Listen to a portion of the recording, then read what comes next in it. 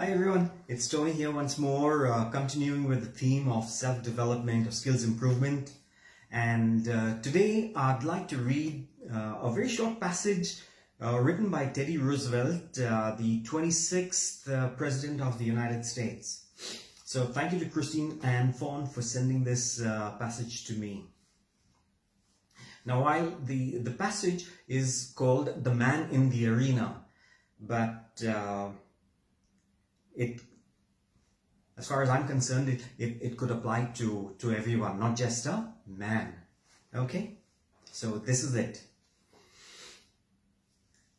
Keep in mind, it's not the Dead Poets Society, so it's the words, not the delivery. Okay? Right. It is not the critic who counts, not the man who points out how the strong man stumbles or where the doer of deeds could have done them better.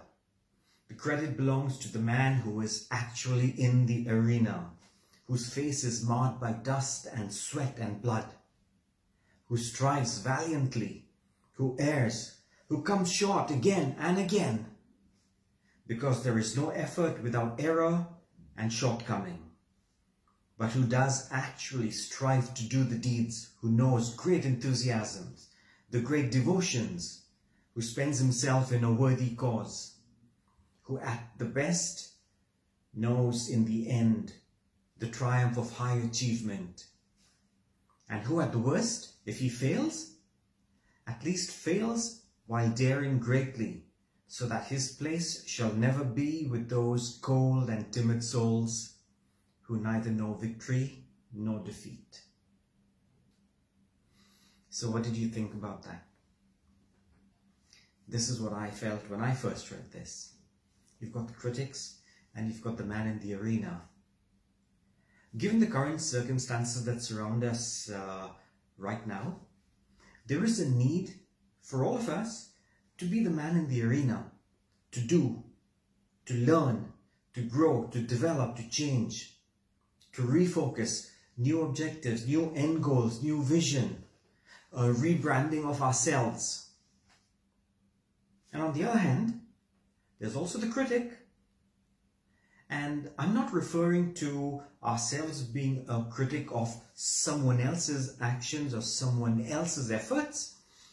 I'm referring to the critic who gives negative and has plenty of negative self-talk. So it's the self-critic that concerns me the most.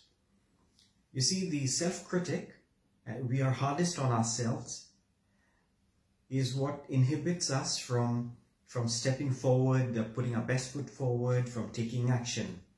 When we get into the mindset of a critic, we discourage ourselves, we sow the seeds of discord in our own mind, and that inhibits us from doing, taking action, putting in the effort, from the blood and the dust on our faces. Now, when you find yourself thinking about something like this, and I also want to add that at this point in time, there is a glut of people offering positive messages and coming up with all these great positive videos. Yeah, so if you find yourself thinking that, hey, you guys don't know anything about me, don't give me positive messages, you don't know what I'm going through. Sure, you'd be right in thinking that. We don't know what you're going through, but we can guess.